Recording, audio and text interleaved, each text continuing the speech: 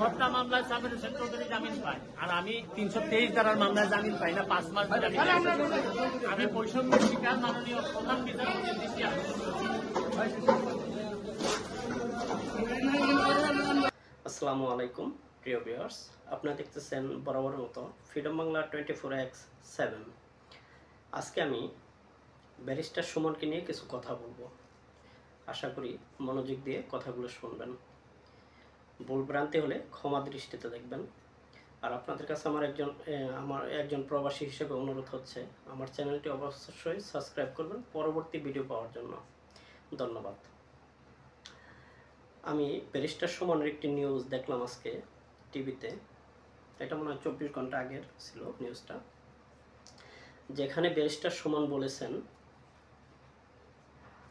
বাংলাদেশ যার হাতেই থাক ভালো থাকলেই হলো। যাও ভালো কথা। তারপরে উনি আরেকটা অভিযোগ করেছেন, সাবের হোসেন চৌধুরী খুনের আসামি হয়ে জামিন পেয়েছে, কিন্তু ওনার মনে হয় 152 ধারায় একটা মামলা আছে, যেটা অল্প একদম ছোট একটা মামলা, কিন্তু উনি সেটা জামিন পাচ্ছেন না, বৈষম্যের শিকার হচ্ছেন। এটা বাস্তব, এটা অস্বাভাবিক কিছু নয়। গত 16 বছর বাংলাদেশের মানুষ হাসিনা সরকারের কাছে অনেক বৈষম্যের শিকার হয়েছে, এটা মানতে হবে। আপনি বিএনপি আওয়ামী লীগ কোন দল করেন সেটা আমি জানি না, কিন্তু এটা মানতে হবে। সেরকম ব্যারিস্টার সুমন বৈষম্যের শিকার হবে বা অন্য কেউ শিকার হবে, এটা অস্বাভাবিক কিছু নয়। কারণ আপনি ইট মেরেছেন, পাটকেল তো খেতেই হবে। আর আমার মনে হয় সবচাইতে অল্প দিনের মধ্যে, ব্যাপার ভাষায় একটা কথা বলতে হয়, সবচাইতে অল্প দিনের মধ্যে দড়ি ছিঁড়া যদি কেউ ওইটা খায়, সেটা হচ্ছে ব্যারিস্টার সুমন খাইছে। এটার প্রকাশ করলাম না যে কি খায় মানুষ। ব্যারিস্টার সুমন ওই আইকালাটা খাইছে। কারণ হচ্ছে ব্যারিস্টার সুমনকে বাংলাদেশের মানুষ অনেক ভালো মানুষ হিসেবে জানতো। ওনার কাজকর্ম, ওনার স্টেট বরাবর কথা, প্রতিবাদ করা, সব কিছু মিলিয়ে সব কিছু ঠিক আছে। উনি নির্বাচন জিতছে, এটাও ঠিক আছে। মিডিয়ার সামনে তো এটা বলা দরকার ছিল না, আমি আওয়ামী লীগ করি, আমি আওয়ামী লীগের ছিলাম, নেত্রী আমার, নেতা আমার। আরে শিক্ষিত বলত, সব কিছু সবসময় প্রকাশ করতে হয় না।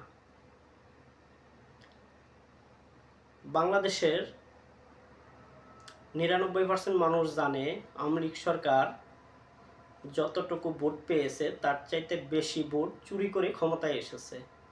আওয়ামী লীগের লোকেই জানে, বিএনপির দরকার নাই, এখানে সাধারণ মানুষের দরকার নাই, প্রবাসীদের দরকার নাই।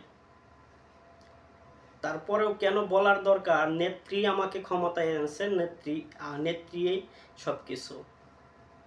আজকে তোমার মতো শিক্ষিত বলো হাত করা পরানো অবস্থায় তোমাকে হাজতখানায় নিয়ে যাওয়া হয়। তোমার তো একটু লজ্জা থাকা দরকার। তোমার না, শুধু যারা এরকম রাজনীতি করে সবার একটু লজ্জা থাকা দরকার। সবার জন্মে দোষ আছে, শেষ ভাষায় একটা কথা। কারণ হইতেছে তোমরা দেশটাকে ধ্বংস করার খেলায় মেতেছিলে। যদি তোমাদের দেশ নিয়ে একটু মায়া থাকতো তাহলে তোমরা দেশটাকে এভাবে ধ্বংস করতে না। আমরা করোনার সময় দেখেছি সয়াবিন তেল, চাউল এইগুলাও চুরি করছে। আরে বেজরমার বাচ্চারা, দেশটা তো তোর আমার সবার। আজকে না হয় আমি 1 টাকার জিনিস 10 টাকা বিক্রি করে লাভ করলাম, কিন্তু তুই যখন মরবি তোর তো পকেট থাকবো না, নিয়ে যাবি কি? বলো কি দাও নাকি? ভিডিও লম্বা করব না, কথা আরও ছিল, কথার পেছনে কথা আসে। অবশেষে শেষবেলায় একটা কথা বলে যাই, সরি, যারা বাংলাদেশের আইন নিয়ে খেলা করেন, মানে ওই যারা কালা কুত্তা পইরা থাকেন না, কালা কুত্তা কালা বরকা পইরা যারা আইন নিয়ে খেলা করেন, তাদেরকে একটা কথা বলি। আমার কথা বলার পরে হয়তো আপনারা কেউ প্রতিবাদ করতে পারেন, কিন্তু আমি বলতেছি, আমি একজন সাধারণ মানুষিয়া। গত 16 বছর আওয়ামী লীগ যা করছে তার রেজাল্ট এখন পাইতেছে। গত 16 বছরের আগে বিএনপি যা করছিল সেটার রেজাল্ট গত 16 বছরে বিএনপি পাইছে। গত আওয়ামী লীগের আমলে যতগুলা অ্যাডভোকেট 2 নাম্বারি করছে, ব্যারিস্টার 2 নাম্বারি করছে, সবগুলা এখন জেলে আছে, গ্রেপ্তার হইতেছে। এখন যারা আছেন বর্তমানে ক্ষমতায়, তাদেরকে হাত জোর করে বলি, দেশটাকে ভালোভাবে চালানোর চেষ্টা করুন। আপনাদের হাতেই দেশের আইন। শুধু শিক্ষিত হয়েছেন, লেখাপড়া করছেন, জাজ হয়েছেন, সেই পাওয়ার দেখায়া মানুষের উপর জুলুম করেন না। লিগ্যাল বিচার করেন, দেশটাকে লিগ্যালভাবে চালানোর চেষ্টা করুন। আপনারা দেশের মাথা। আপনারাই যদি সাধারণ জনগণের মাথায় থেকে ছাতা সরিয়ে নেন, তাহলে দেশ চলে কিভাবে?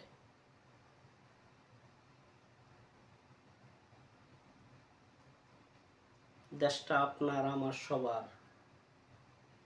সুতরাং দেশের ক্ষতি করে একটা কিছু করা কারোর জন্য কাম্য নয়। বাংলাদেশটাকে বাঁচাতে হলে সবাইকে এগিয়ে আসতে হবে। ভালো থাকবেন। আজকের মতো ভিডিওটি এখানেই। সর্বশেষ মেসেজ, রাজনীতি যারাই করেন দরজা খোলা রেখে করবেন, যাতে পরবর্তীতে ওই দরজা দিয়ে আপনি বের হয়ে যেতে পারেন।